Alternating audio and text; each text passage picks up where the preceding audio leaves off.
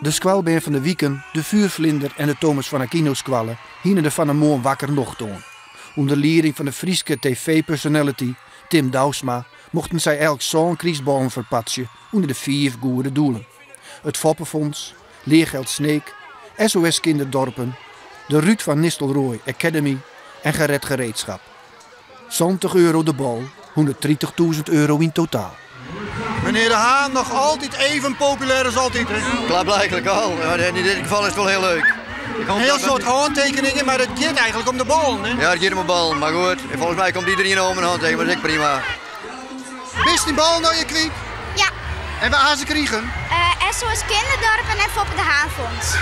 2. Ja. En waarom kreeg die? Nou, ik vond dat wel een heel goed doel. Het is het dan net sneu dat die oren niks krijgen? Nee. CNA is begonnen in Sneek en wij zijn deel van de gemeenschap. Nou ja, dat betekent ook dat je voor de gemeenschap je moet kunnen en willen inzetten. En wat is er nou mooier om op zo'n moment dat in Sneek met kinderen te delen en kinderen ook daadwerkelijk te laten delen dat wat ze willen geven. De zak is leeg, alles is op.